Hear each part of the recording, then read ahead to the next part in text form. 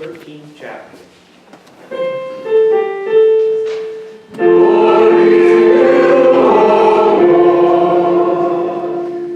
At that very time, there were some present who told Jesus about the Galileans whose blood Pilate had mingled with their sacrifices. He asked them, "Do you think that because these Galileans suffered in this way, they were worse sinners than all other Galileans?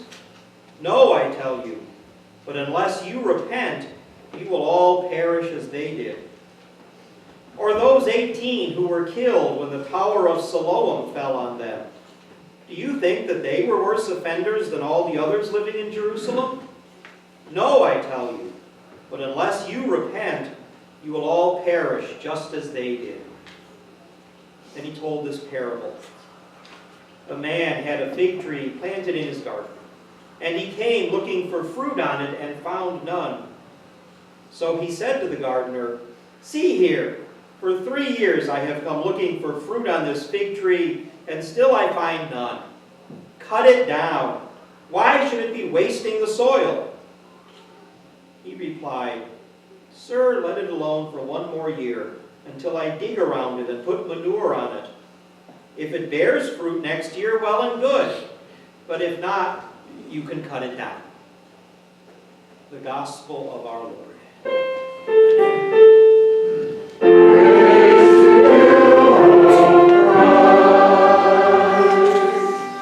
Please be seated. So here we are. It's the 3rd Sunday in Lent, which means that we are smack dab in the middle of the Lenten season. We are right in the middle of the journey towards the cross and beyond the cross to the empty tomb. We've come a long way on this journey through the wilderness. It's been a long time. We can begin to see our final destination out there in front of us. But we're still a long way out. 2 more Lenten Sundays. Then the complex Sunday of both Palms and Passion. Then the grim journey through Holy Week, the darkness of the cross and death. All of this still awaits us. Only once we have gone through all of this can we bask in the joy of Easter and the victory of life. And as we've gone through this journey this year, and as we've traveled through this wilderness time, we have been focusing on healing. God's healing, to be specific. God's healing love, God's healing presence, and God's healing touch in our lives. I read something this week, I don't remember where, but somebody wrote that Lent is an invitation to thirst. Lent is an invitation to thirst. I think we all, in some way or another, thirst. And I don't just mean literal thirst here. I don't mean I need a glass of water right now. I mean something deeper, something more spiritual, something more profound than a simple bodily need. We thirst for things like direction and purpose in our lives. We thirst for things like love and affection. We thirst for companionship. Thirst, yes, for healing. We do. And ultimately, I think we thirst for God. We thirst. Because there is a need within all of us, a thirst within all of us, a need that cries out for fulfillment. It is a need that is not easily met, but it is a need that we try to meet in very many different ways. It is a thirst. Maybe you prefer hunger for something. We thirst for something, something deep and profound. Something that meets us where we are, and something that accepts us as we are. We thirst for something that calls us good. We thirst for something that lets us know we are special and valuable and important just because we are. Just as we are. We thirst for something that doesn't ask us to be something we are not. We thirst for something that does not demand that we wear a mask or that we hide behind illusions. We thirst for something that will accept us and love us unconditionally. We know we have this thirst. We know it is there within us. We know it. We feel it. We understand it. And yet so often, how often do we try and just pretend it isn't there? How often do we try to ignore it? Say to everybody, no, I'm fine. I'm great. Everything's wonderful. All knowing inside of ourselves that there is a deep and burning thirst. How often do we seek to convince ourselves that we simply aren't thirsty? We aren't hungry for anything. No, we're good. Halfway through Lent, as we gather here on this third Sunday, the challenge before us is to be honest. The challenge is to admit the truth. The challenge is to be honest and truthful about ourselves and about our thirsty and hungry reality. We need to be willing to say we thirst. We need to be willing to admit that we thirst for God and that we thirst for God's limitless, eternal, unconditional love. We thirst for God's limitless, eternal, unconditional gifts of grace, mercy, forgiveness, and hope. Because when we are honest and when we accept the truth about ourselves and the truth about our thirstiness, then and only then can we fully hear the words we heard from Isaiah this morning. Ho, everyone who thirsts, come to the waters. And you that have no money, come, buy and eat. The image is of physical food and drink, of literal hunger and thirst being met, but beyond that literal image is the deeper truth of God's abundant love for each and every one of us. In that image is the truth that God has the water of life to quench our deepest thirst. God has the bread of life to satisfy our deepest hunger, and God invites us to come and drink. God invites us to come and be fed.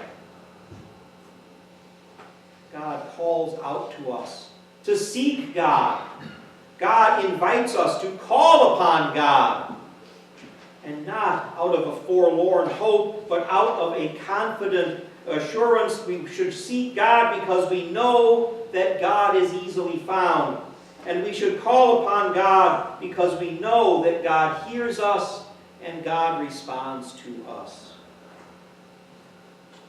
But it's not only us who hear this invitation.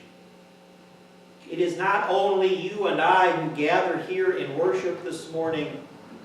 God's invitation to come, God's invitation to seek and call out, God's invitation extends beyond any limits or boundaries that we might try to impose or that we might think that God is trying to impose. The good news that Isaiah points out to us this morning is that all are invited to come and drink. All are invited to come and be fed. All are invited to seek and to call. All are welcome at the feast. The outcast, the stranger, the enemy, all are invited to join the feast. The one who is different, the one who challenges our perceptions and our prejudices, the one who is so unlike us as to be unwelcomed and unloved by us, they are invited too. The one who is afraid of being rejected is now welcome. The one who has been told to go away is now told to come.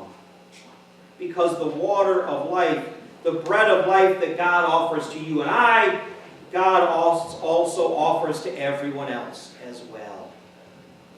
And God can do this because there is a limitless abundance with God.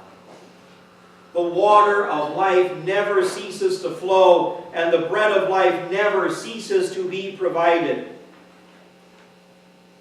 We live so much of our lives in fear that there won't be enough. There won't be enough food. There won't be enough water. There won't be enough wealth. There won't be enough love. There won't be enough of anything we can think of to go around. But God tells us that there is always enough when God is the one providing. God never runs out of love. And God never runs out of grace or mercy or forgiveness. No matter how far we fall, no matter how greatly we stumble, no matter how profound our fear, no matter how unrelenting our anxiety, no matter how long we have been away, no matter how far away we have wandered, no matter what we have done, no matter what we have not done, no matter the depths of our thirst or the depths of our hunger, God says, come. The water of life is there for you. The bread of life is there for you. Come, call out, seek out. God is there. God is waiting. God is welcoming. God is providing. Everyone who thirsts, come to the waters. Which means you come to the waters. And it means you come to the waters. And you and you and you come to the waters. All of us. Come to the waters. Come to the healing. Come to the welcome. Come to the grace. Come to the mercy. Come to the forgiveness. Come to your place of safety. Come to your place of rest.